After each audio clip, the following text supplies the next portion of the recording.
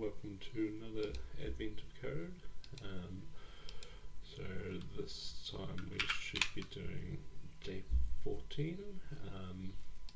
Just bust that cache and we can go new day 14. Now I wonder what our input is. Our input's like not too bad there, so we can go 498 to 498 6, and then 496 6, and then 503 4, 502 4, 502 9, and 494 9. Right, and what is the example output? 24, I guess. Part 1, 24. And now we can edit the file in Hack Studio. So I changed the font. So this font here is the Lisa font, which appears to be a fixed width font. So it's a bit easier on the eye. It's the spacing is like a bit weird, but yeah, it looks alright. And one thing I noticed is the underscores kind of show up a bit more reliably. The selections aren't like off, like slightly down. So I think this was like just a bit easier to read. Anyway, what we are doing. So we were going through like a waterfall. So we like crossed the bridge, and now we're like at a waterfall. That back button doesn't work. So we've got a little path behind, and we're like following our little handheld device that the elves gave us. So here we see we're like deep underground behind a waterfall, and we notice that sand starts coming in. Alright.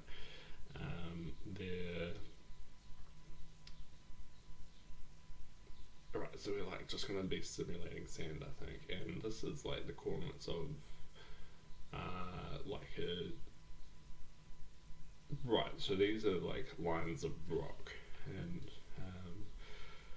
sand always comes from this point here. Right, so that's where the sand comes from. These are the lines of rock defined up here, and I believe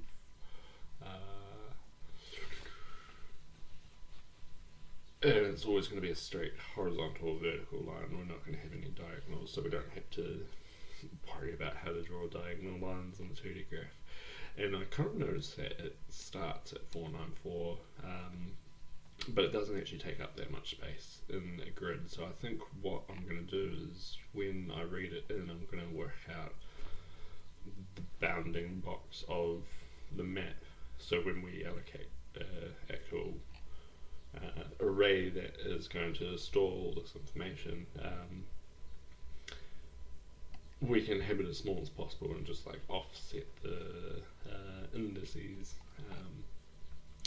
Right, so then sand comes in. So sand's coming in from here, and gosh, it comes literally one at a time, so it will fall, I guess, and it will always go down one if possible. If it's blocked, then it will go down one to the left, and if that's blocked, then it'll go down one to the right, and if all of that is blocked, then it comes to rest, and then the next sand will come.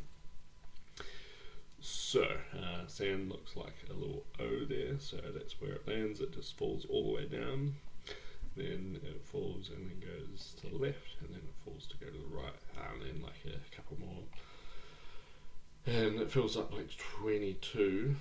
And from here we can only get like a couple more, so it like falls down there, I guess, and then once it falls down there, it will fall down there. So that'll be 24, and then after that it will basically fall off the edge of the map. So I think when I generate the map, I want it to have one more either side and one at the bottom, and when we get to this road number 10, the 11th row, because we're index 0, that is when we have gone too far, and then we can probably just subtract 1 off how many sands we've released, and that will be the answer. So that sounds good. Right, so for this, I think we will need a couple of structures.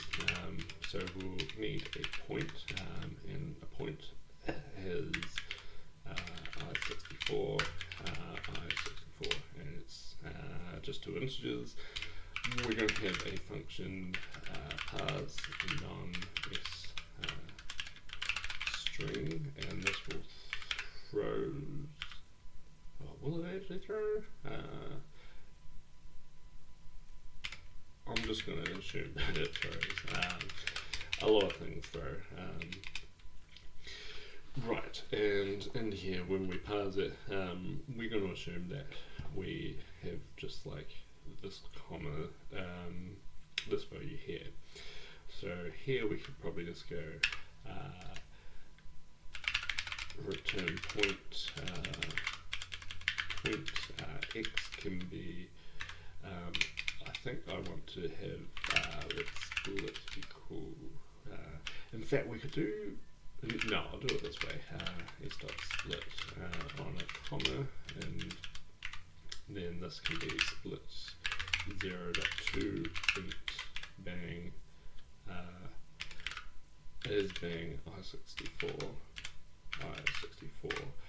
and I think I want to maybe do that, and then we can do the second part, and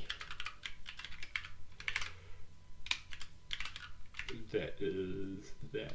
And yeah, I don't think it actually needs to throw, so what I'll do is just run tests 14 and maybe just example for now.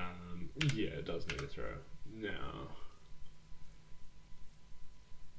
right, so split throws, so I just need to remember that, split throws, because I suppose when you split you're going to be creating an array underneath the hood, so that should work.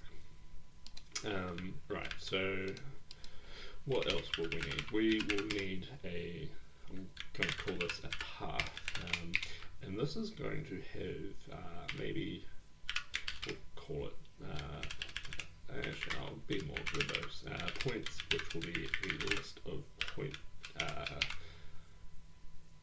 and I guess this needs to do that.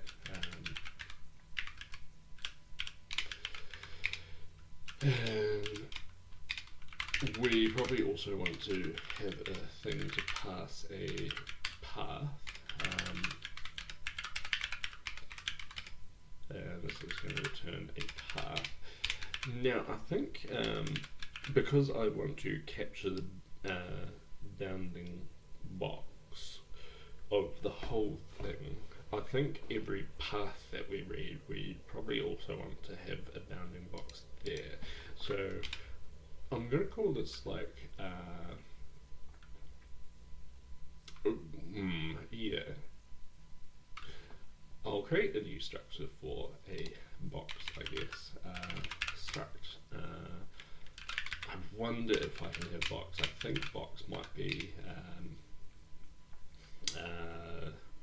reserved in the jakt language, but I'm not too sure. And what this is going to have is 2 points. Basically, we can either have like the origin, so I'll call it the origin, and that can be a point. And we can either have the other one being the width and height, which will mean we'll need to normalize it from the origin, or we can have kind of the far corner. So I might call it a corner, just for the lack of a better word, and that's going to be our box. So we can have a box which is just that. Yeah, and I think for structs we don't need to initialize, just for classes. So here we could probably just return path points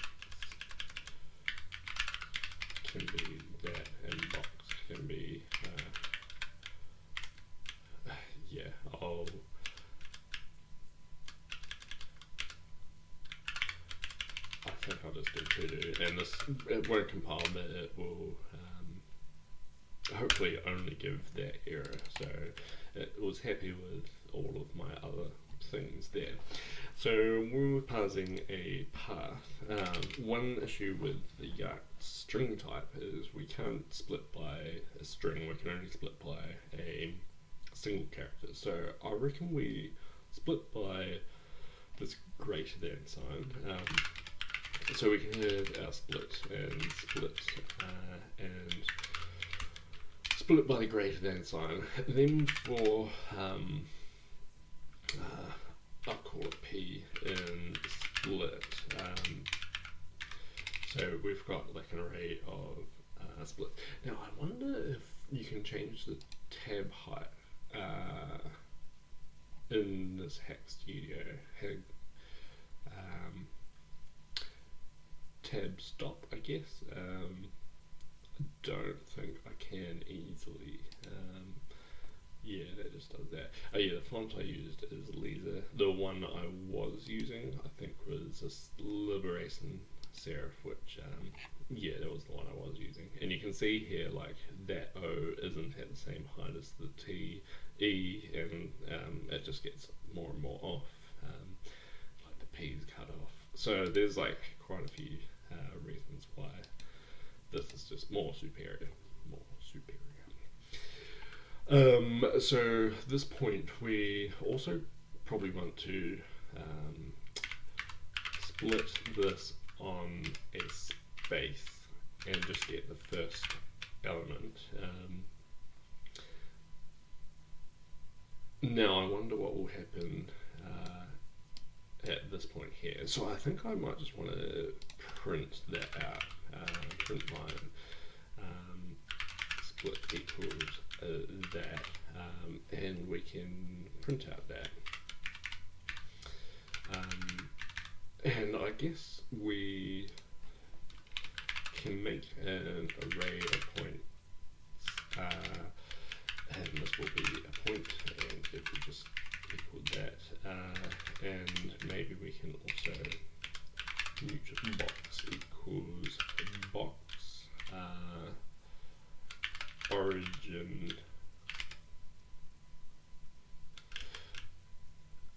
I think I want to have origin being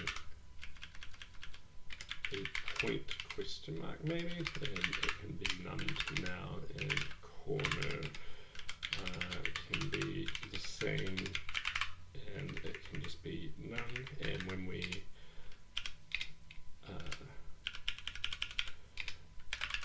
return, we can return a new path with points and a new box with origin and corner, except we need to bang these two and add in that. So I think this will compile, but we're never actually calling that. So I think, yeah, we'll just do this for now. Parse, and this will be line, and maybe we can just print that out. I don't think this is how the parsing will work just yet, because I'll probably pass in the whole read lines to another structure of map or something. Well, probably not map, grid, because map is used.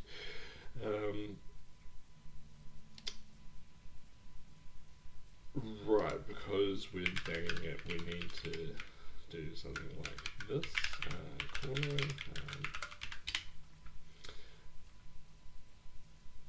Doesn't like that. We need box for box. Box. Right, so that compiles and it should run, and we should hopefully see the splits. And what I want to see is no like empty splits.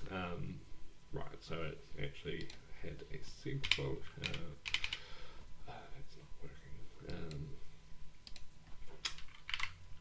Build day 14, I guess we are. Right, so it split. Yeah, it got all those values quite nicely, but then it failed there. I think I might want to just do p equals that and just see what p looks like, because I guess p could be, yeah, in fact I'm not too sure. Oh, that's has value, so yeah, that's failing on this because origin and corner don't exist.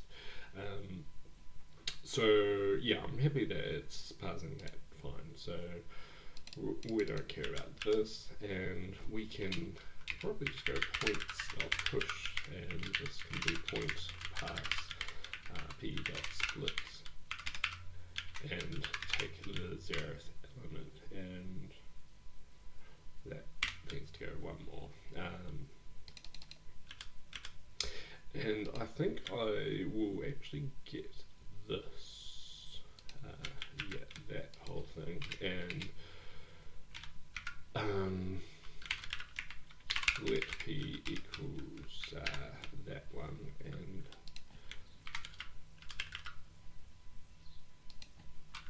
push that. And here, if not origin dot has value, we can just set origin equals p, and we can also probably set corner equals p. So that's our first point. Otherwise, else if p dot x is less than origin bang dot x, I think I want to do it like this. It's like tabbing out quite a lot, but that's right. Then I think I want to set origin bang dot x equals p dot x,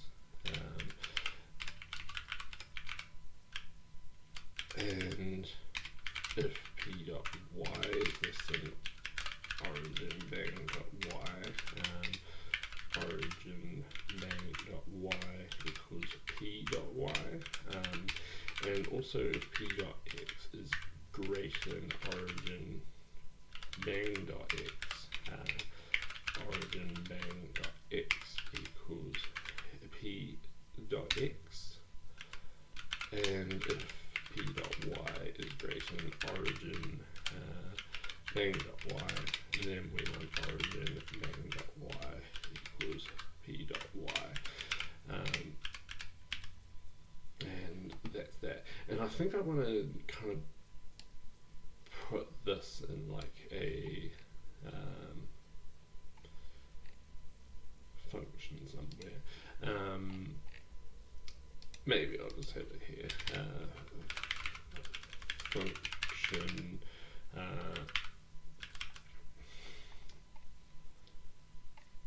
It's going to be like on a point.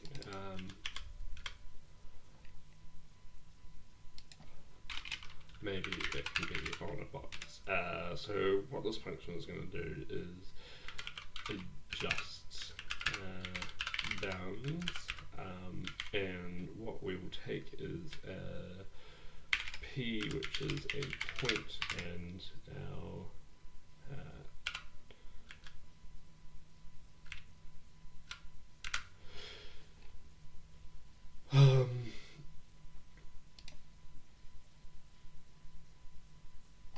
yeah, I think I will have a box which will be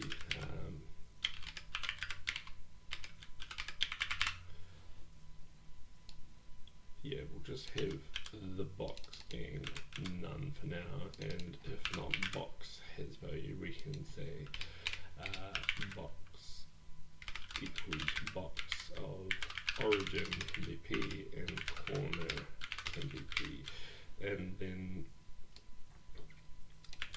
otherwise we can go box bang dot adjust bounds and just pass it p, and that will do all of this stuff, but it will also do it for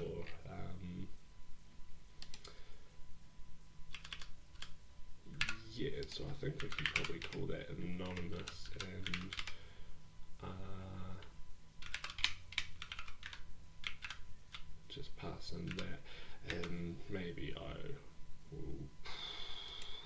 rewrite that. So if P, no, it's like mostly there. Maybe I will edit that quickly in day14.jakt, and here we just want to go back to there and go like that and go like that and see what this did. So here it did something weird. It's like, this is the helpers.jakt file, but it still says it's day 14 there. But if we reopen day 14, it will be what we want. So here we don't need the origin stuff. We don't need the bangs. I mean, I think a mouse might be better for this, even though it is a bit laggy. And what I think is this can probably be like maybe even on a point function.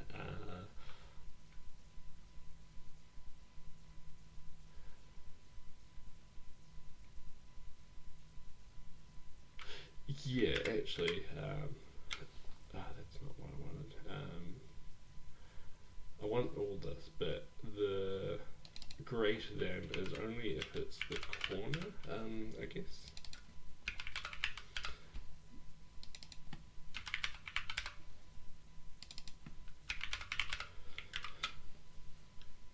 Yeah, that sounds good. And the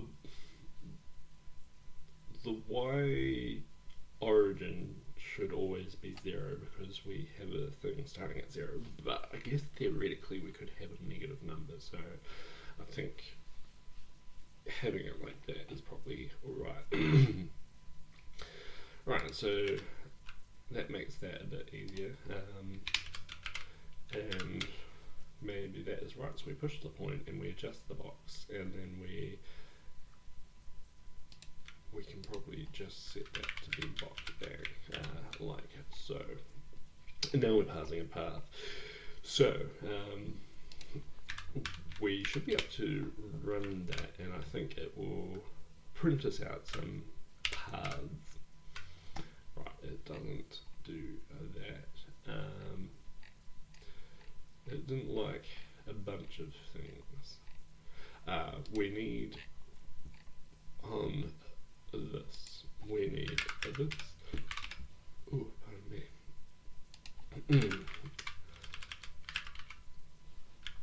And I think I will copy that and paste,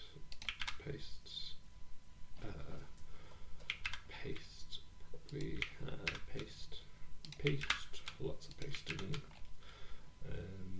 here and here, and that should be enough. So it compiles. No, not quite. I think I want to do that.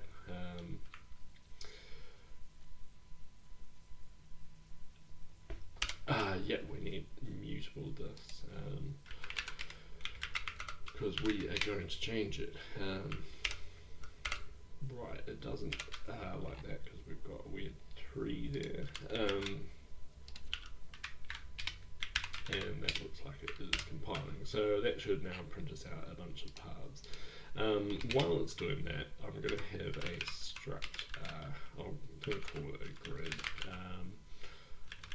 or maybe I'll call it a sand map.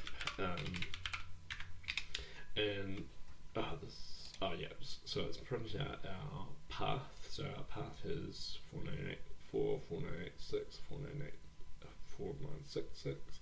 And our box goes from 4964, so that is our least x and our least y, and this will be our max x and max y. And here we got 5034, 5024, 5029, and 4949, that looks right. And here 4944, so that's our smallest x and our smallest y, and then 5039, which is our biggest x and our biggest 9. And now we're going to have a sand map, which is going to have a list of paths, and we're also going to have a function pass which will take a non-string. It will also throws, and it will return us a sand map.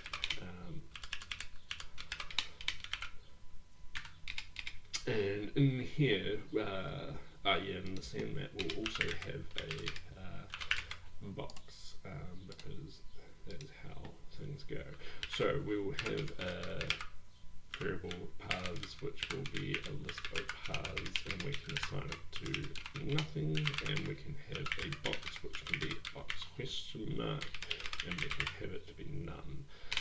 And I think I want that to be just on that line, just I don't know, for reasons. Now this, I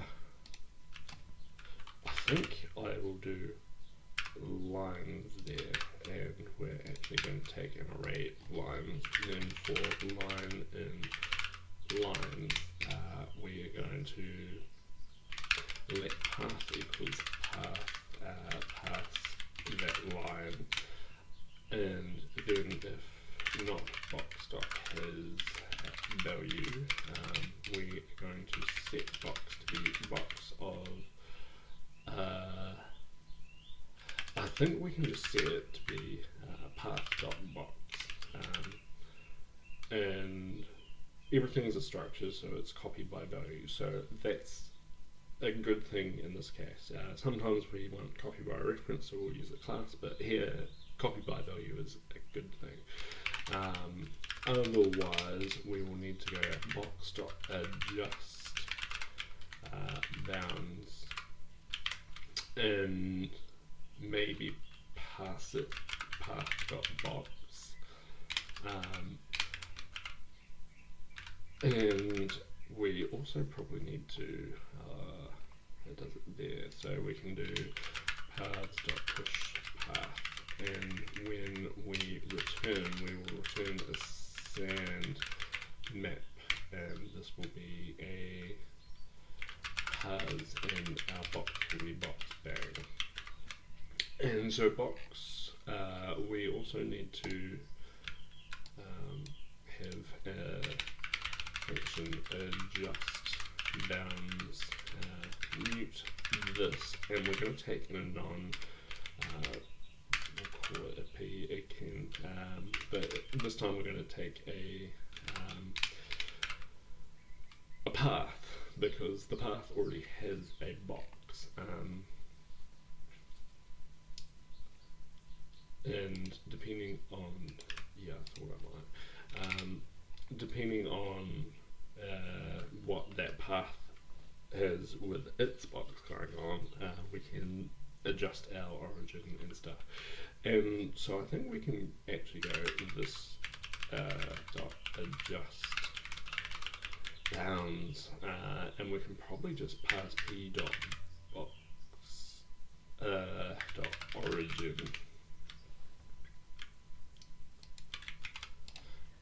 and we can probably also just pass p.box.corner, and it will just call this function twice with the 2 points in the box, and it will have the same mechanics, so basically growing the box if needed, and yeah. So at this point we can use that to create a sand map. We'll call it a map, and we can just go sand map pass, and we can pass in our lines like so. And I think I want to just print line map equals that, and passing the map. So parsing everything doesn't like that. Adjust bounds on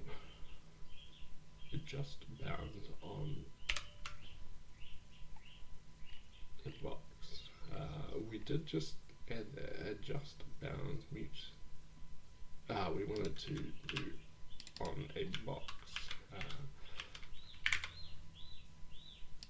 not on a point.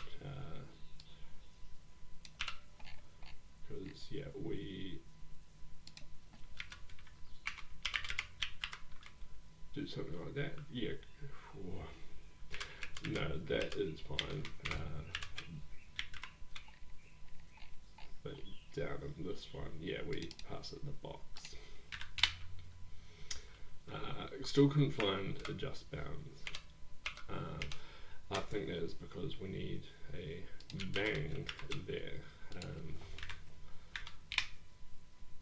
Compiler messages aren't always the best, but I'm getting a hang of how things go.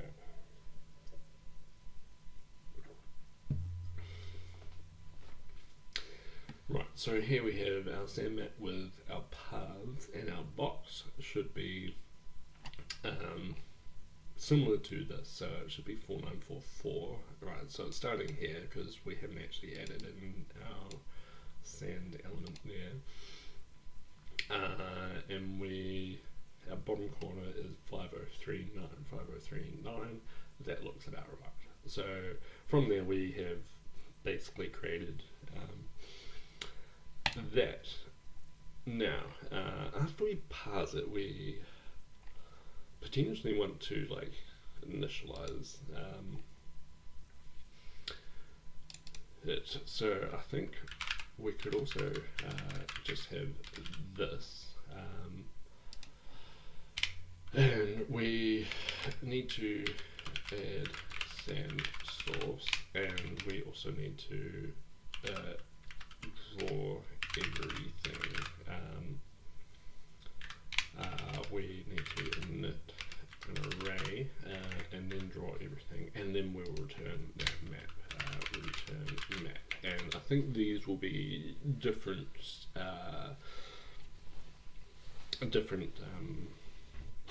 What do I think? Different functions on the sand map class. So I think let sand can be a point x is 500 and y is 0,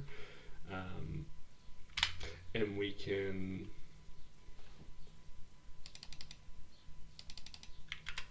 maybe do that. Maybe go box dot adjust bounds for sand, and that should kind of bring that in. And I think I also want to know where that sand is. It's kind of annoying there's S there that was not showing. And we can have sand just being a point. Right, so we've added the sand source, and when we initialize the array, we probably want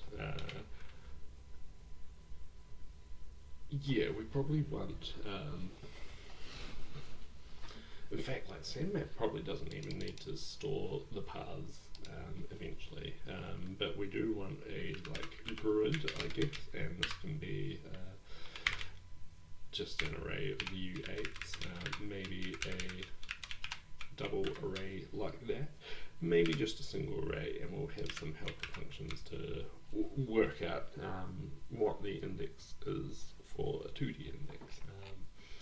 So we will have a function like get, and it will take this, and it will take x, maybe u size, and it will take a y and u size, and it will return us u8, I guess.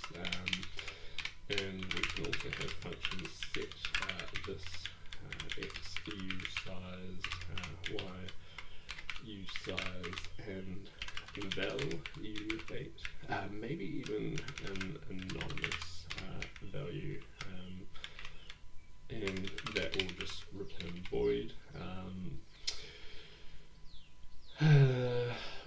We will also need a function to draw a line, and it will take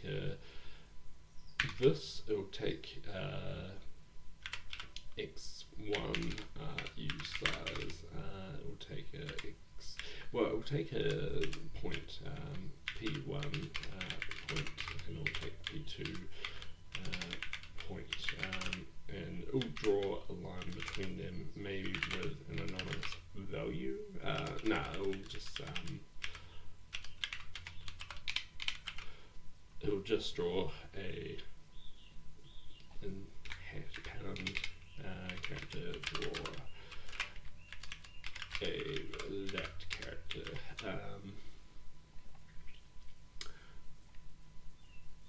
And I think I want to help a function idx, and it'll take this, and it'll basically take these two parameters, and it will return a u size, and this will basically return us the index into this grid.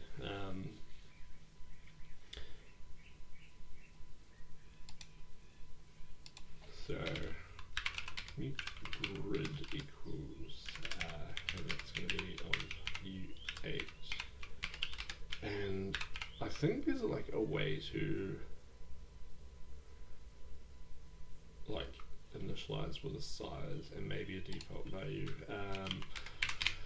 We will see samples arrays, and maybe all of these,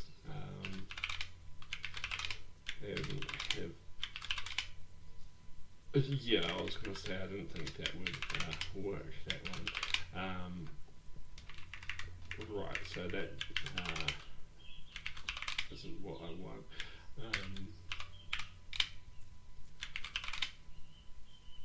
Yeah, so we can do this sort of thing.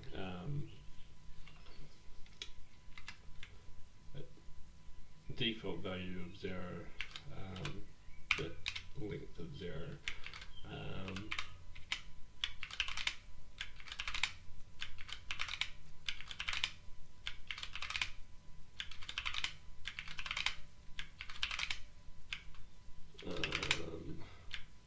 Yeah, this one is good. So I guess one of them will be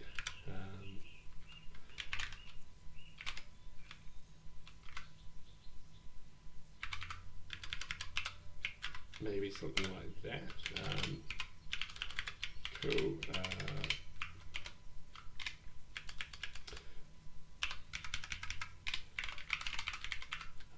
Grid equals that and that. And if we run that test, we need to like return everything.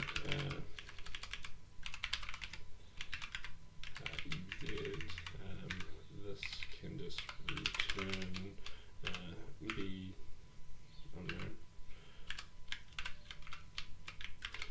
something that doesn't exist, that does things, and that is a void as well. Right, sandmap needs some more things. So I think paths we don't actually need on the sandmap, we just need that grid. And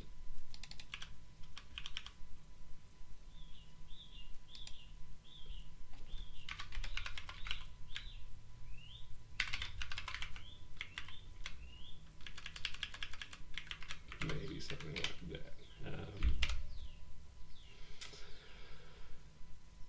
And we can see what our grid looks like. Yeah, so our grid has a bunch of values just of 10, so we want that to be the other way around, and we want this size to be basically box dot, maybe just box dot size, I think, and on a box where we have it, we can have a function that will give us a size, and it will return u size, and we can also have a function width, and function height,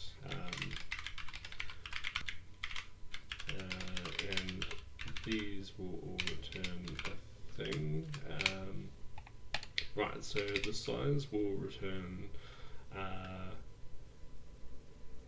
basically width times height. So these will all take this.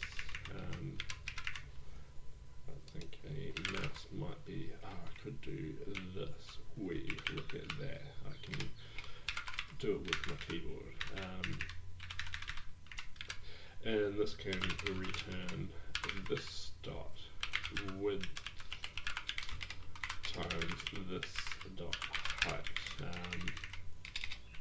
And this can return this dot corner dot x minus this dot corner this dot origin dot x, and that will like normalize it, so it will basically mean the origin will be 0, 0, and we can return this whole thing as a U size, because we know corner is strictly bigger than origin. Just the way we convert out like made it. Gosh, I just want that. And this can, we probably need to return that. And the height will be similar. It'll be this dot corner dot y minus this dot origin dot y, and as a U size. Right, so now those help methods help us a bit here, where we can get box.size and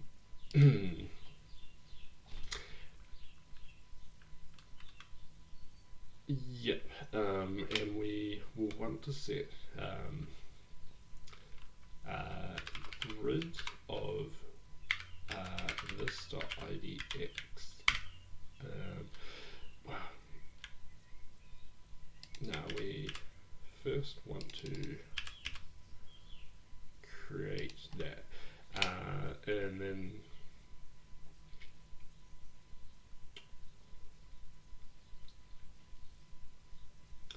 yeah, and then map dot wow. I wonder if this will kind of work. I will find out. And map.idx, and this will take a, I think we actually just want to give it a point maybe, but we could do x is p.x, sand.x, and y is sand.y, so get the index of that and then set that to be a plus. Right, so I think this will do it, and I think I want to print, yeah, maybe just print like that, and I think a print will need a throw, and then here we will basically want to print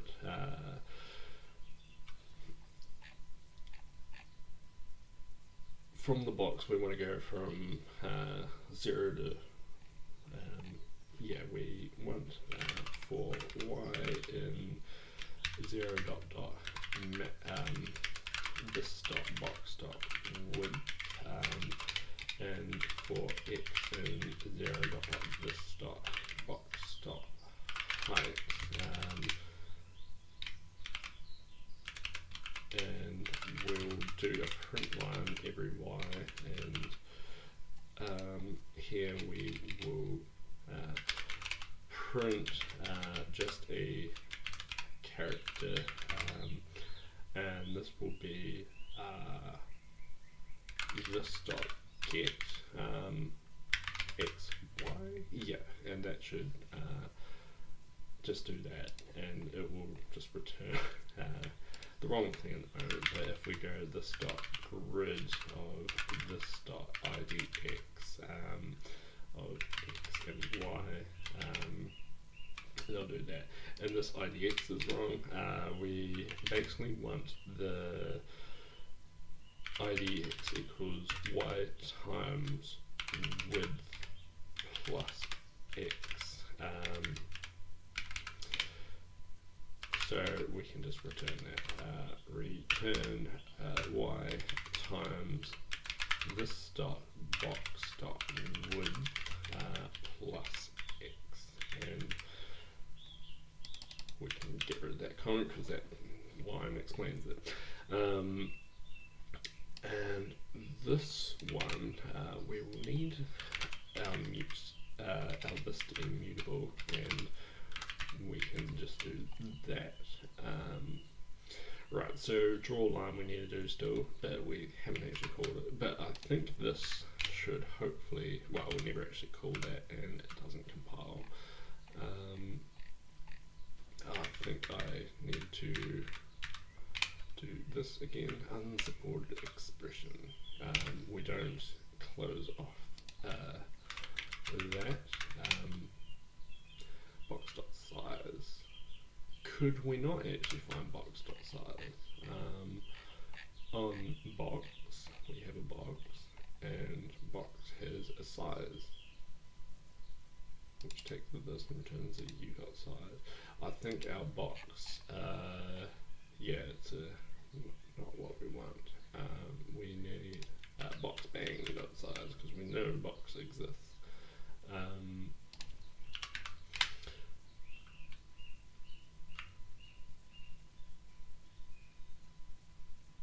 Interesting.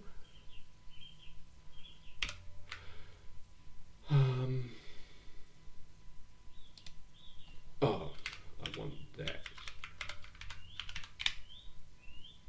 Yeah. And map.idx doesn't exist. I thought it did. It's because we're not parsing U sizes. So I guess IDX, we don't actually want to take U sizes, we want to take I64s. But we will return a U size I64. And yeah, we kind of need to normalize that. So y will be minus this dot box dot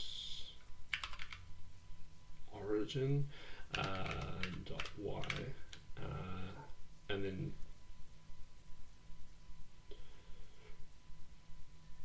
yeah, so if it's 0 it won't do anything. If it's not 0 it should do something. And here we can do this dot box origin dot x, and that whole thing should be a U size. I'm fairly confident as being U size.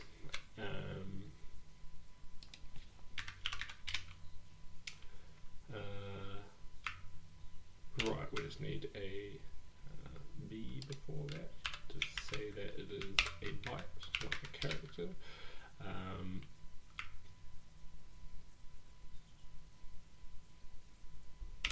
I think here we can actually have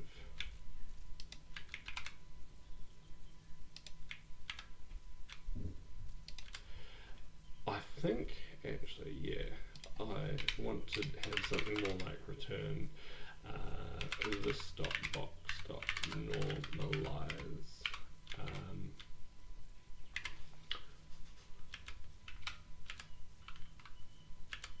x and y maybe, and that box will do this whole thing, and then in our box we can have a function normalize, and we'll take this and we'll take an x, which will be an I64, and we'll take a y, which will be an I64, and it will return a U size. And we will be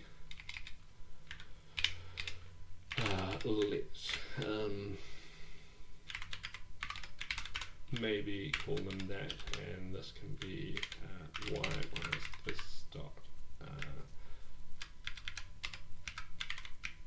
this dot box this dot origin dot y is then u size, so that kind of normalizes these coordinates, and maybe I'll do that, and maybe I'll do this bit with x and that, and then this can be that bracket, and here we can just return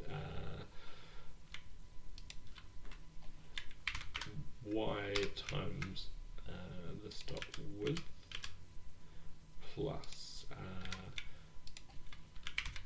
x like that, and these should all be u sizes. So then here we just return the box normalize. That sounds good. It doesn't like that.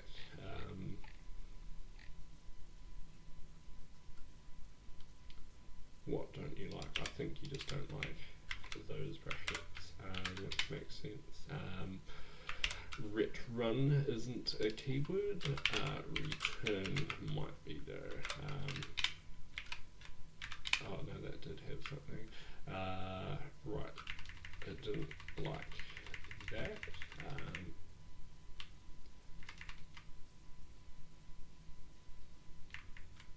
Member field access on both your non-struct type I64. Oh, we have a dot instead of a comma there. Normalize x comma.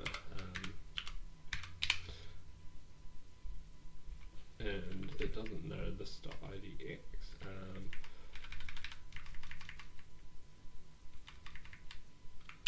Right, so this get these all need to be I64s. Gosh, give me a way to just do what I want.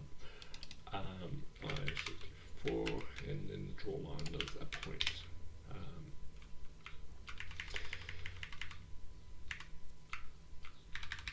Right, so where is that?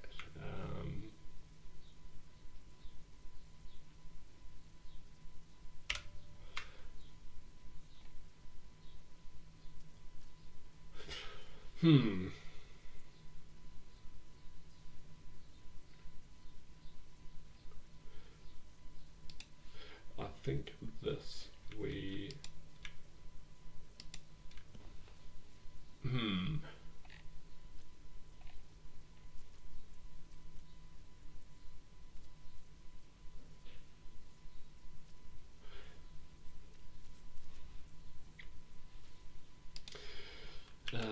this dot box dot origin dot x to this dot box dot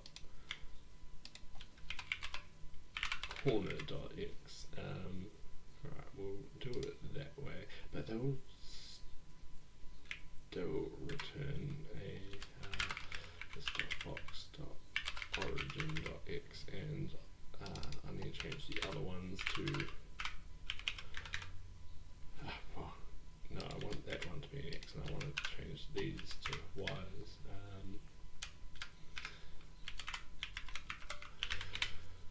Right, that looks like it's finally doing it. Hopefully that doesn't crash. I'm hoping it will. We never actually called that function, or that's a different error than I've seen. I've never seen a linker error actually with jakt things. Right, I'm going to find the symbol main. We've got a main here. We kind of do everything. Can we also just go map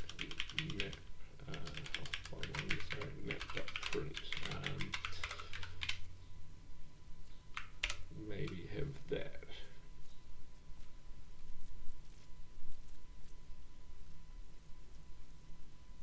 Oh gosh, it's got like linker errors.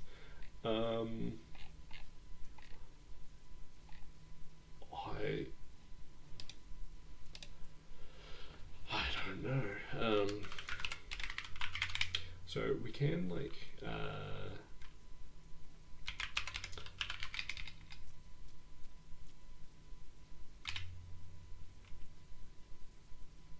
we have like ability to do like a, where is it? We can, oh, it's up here.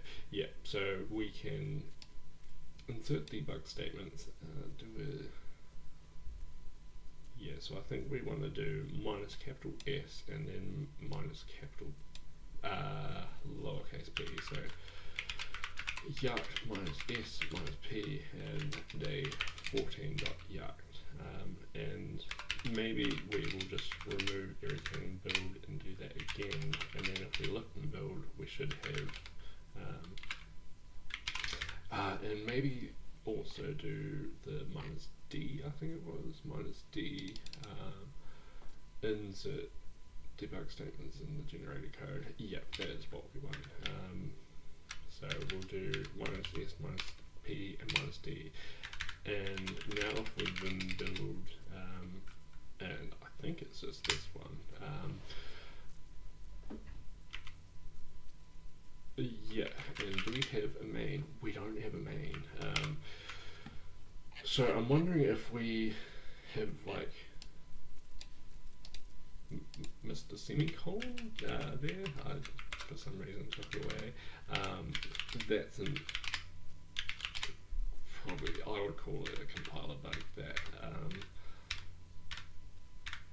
in fact, like we can do like test.jakt, and if we go function main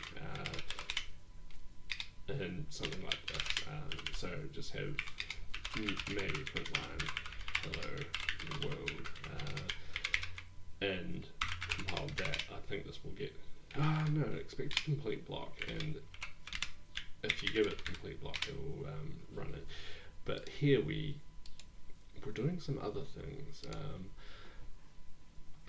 So 1, 2 open, 1, 2 close, 1 open, 1 close, and then do that. So we didn't have this semicolon, and that it didn't like, and gosh, it's taking a long time to compile hello world. I don't care about that. I more care about gosh, this one, and hoping that this will do some things. Right, no, we're still getting that undefined.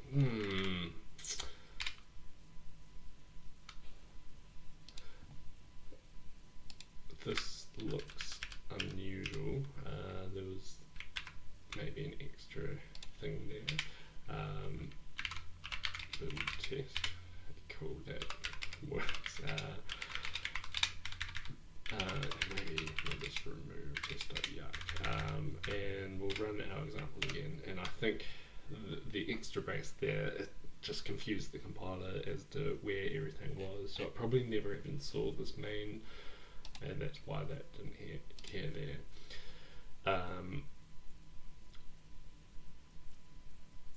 What? Map.print, apparently that returns something. It throws, it doesn't return anything though. Yeah, I'm unsure why it thinks it returns anything. Right, so here we can see we've printed our map, and we've drawn our where our sand comes from. Now that looks a bit wrong to me, because 0, 1, 2, 3, 4, 5, 6. 0, 1, 2, 3, 4, 5, 6. Bang. That does look right, but we don't go far enough. And I think when we do this box, we actually just want to have like one extra. Gosh, that's not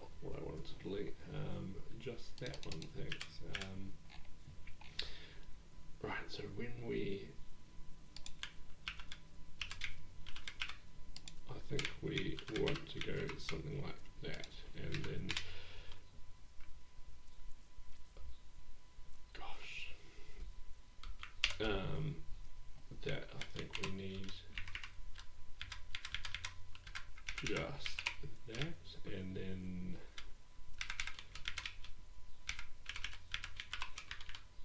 this.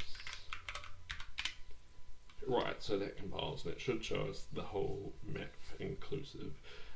That warning I'm unsure how to get rid of, to be honest, because it shouldn't do it. Now it overflows, which isn't what we want, because I guess the box.size, I think I want it to be how it was, like that, and our box.size should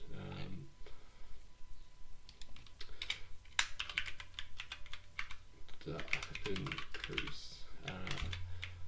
I think when we do this, we just want to increase the box by one, pretty much.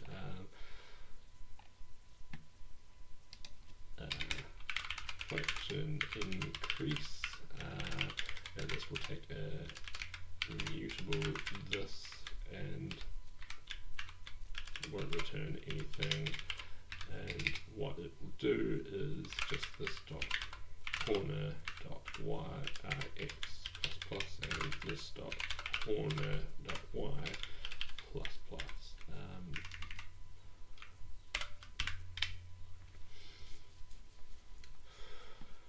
And then, yeah, I kind of want to print out how many rows and stuff it is rather than like having to count. But here we can go 1, 2, 3, 4, 5, 6, 7, 8, 9, 10, and it's got 10. So I think we want to go even one more, because we want the sand to be able to flow outside. But this lets us draw the whole map, because there'll be like a pixel here.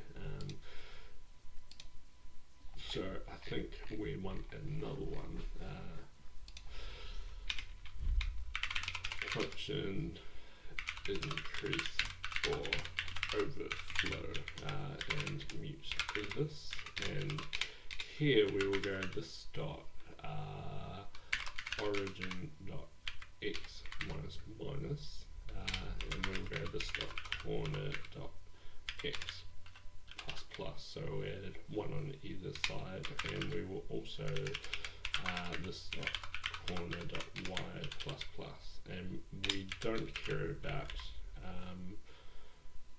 origin y going up one, because everything's flowing down.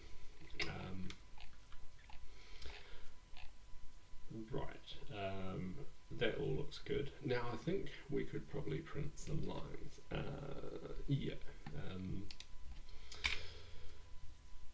Yeah, so how do we go about drawing a line? So we're assuming that it's going to be horizontal, negative. So if p1.x equals p2.x, it will be horizontal. Else if p1.y equals p2.y, it will be vertical. Else abort, I guess, and maybe a print line diagonal lines not supported, and then we will abort and go like that, and I should remember that keyboard shortcut to skip words. Right, so if the x's are the same, we basically want to loop over all the y's. So for y in p dot y to p1.y to p2.y, and I think we want it to be inclusive. So we'll do something like that. We want to go this dot set x is p1.x. In fact, we could probably go let x equal p1.x, and then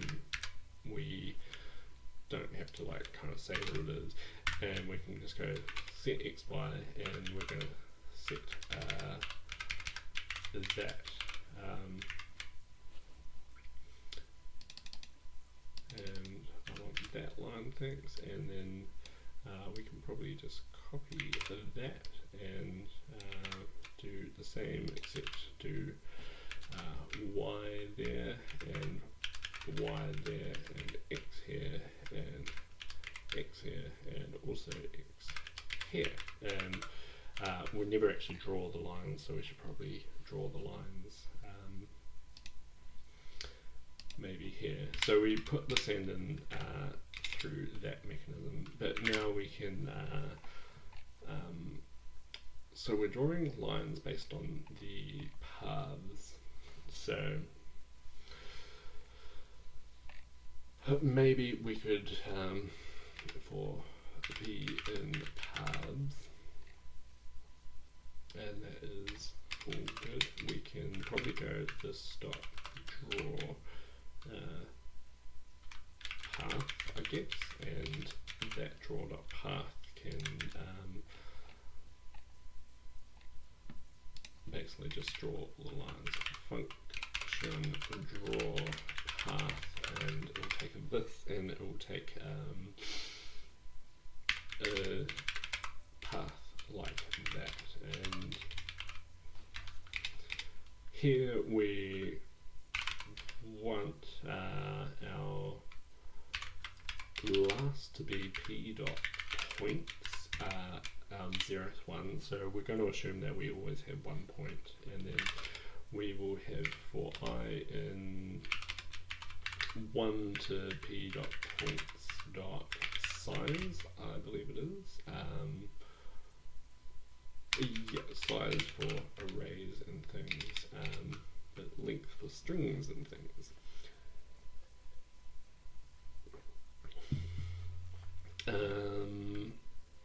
Right, and then here we can, and we probably want that to be immutable, and then we basically want to draw a line. In fact, we don't really need that.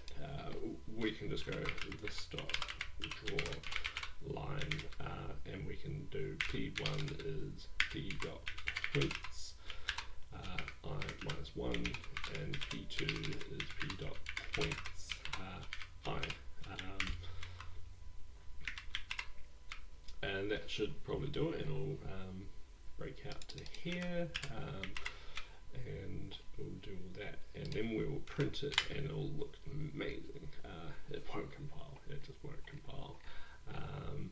Right, we don't know this in that. Why don't we know this? Function for p and paths, variable this not found.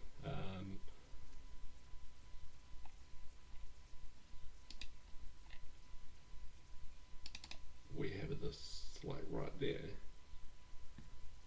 How come you don't like that? Oh, that's not there. But map.drawPath is there.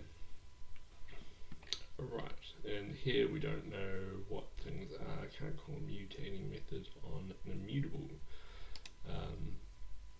So draw path needs to be mutable, and draw line also needs to be mutable because it changes the grid, and now it compiles. And we should hopefully see something that looks a bit like this. That's my hope.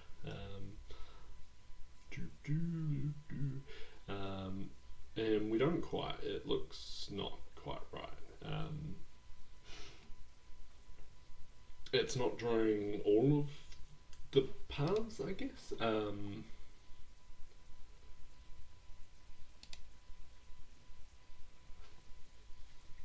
Yeah, it's not drawing all of the paths. So maybe we will print line. And what are all these like 46s and stuff? That's just our grid. I think we don't need to print out a map, because I'm more interested in yeah, because all it really shows is our box and our grid. Yeah, I'm more interested in the actual grid output. So here we are going to be drawing a line from, in fact,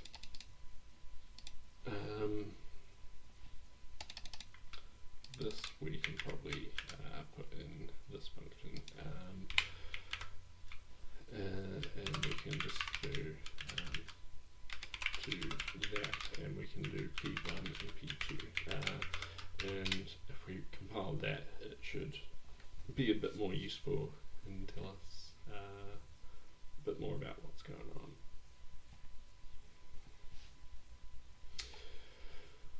So, where's our input? Our input was there. So we're drawing a line from 494 to 498.6, and then we should draw a line from 4986 to 4966. We don't appear to be doing that. And these, the Y is the same. So I guess it's drawn this one, but it hasn't drawn this one. 498 to 4.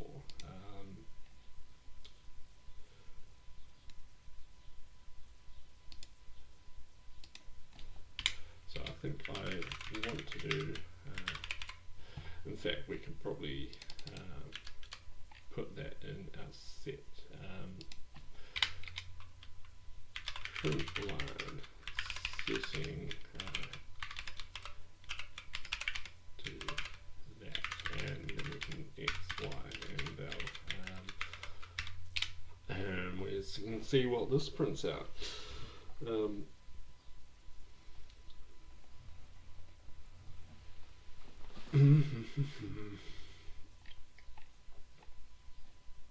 Maybe we can even do that as a character, just that might look a bit nicer.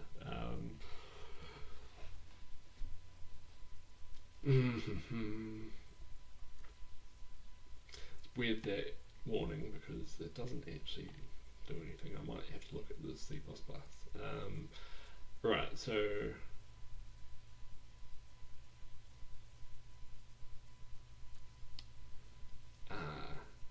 yeah, so we also need to work out whether it is, so here it's the vertical line, but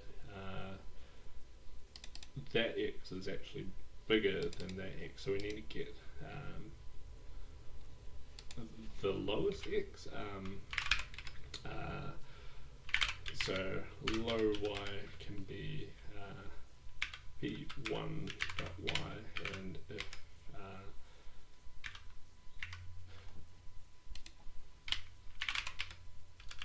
maybe we can keep these mutable, mute high Y, and that could be P2.Y plus 1, and if high Y is less than low Y, we can set low Y equals high Y. Well, we can probably just do P2.Y, and high Y can be P1.Y plus 1. Yep, that, and then here we can just go from low Y to high Y, and this whole thing we can probably put instead of here, except we will be changing. In fact, is there a search replace?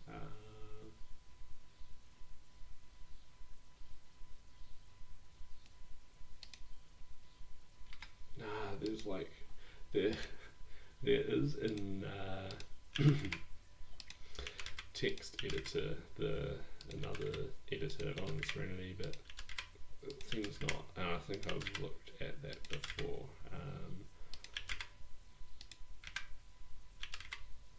But if we do that, then I think it will do the trick, and we can probably get rid of like a bunch of print statements. We'll do that and save it, and that is looking better, but it's still not printing that character there. But we can see what is going wrong there.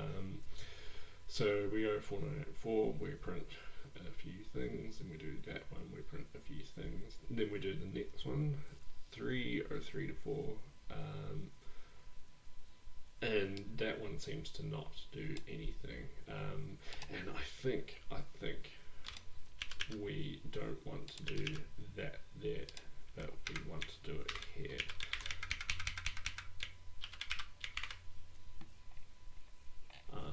And same for this.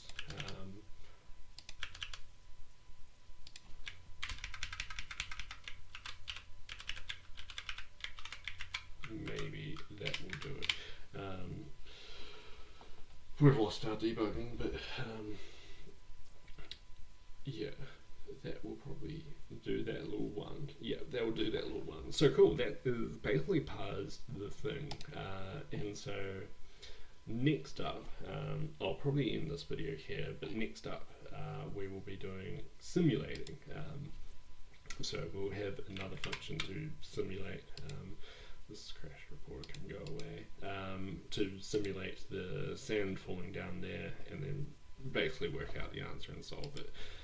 But for now, I will just commit all of this up and go day 14 parsing input. And I think I will also in text editor change this to be the Lisa font. And that sounds good. That, and rebase, and we'll push that up. And I might need to, no, I haven't crashed the kernel recently. I wonder how long we've been up. We've been up many days. I'm not sure about the reliability of uptime in Serenity, but I have not been running it this many days. Anyway, that is enough for now. I'll be back in the next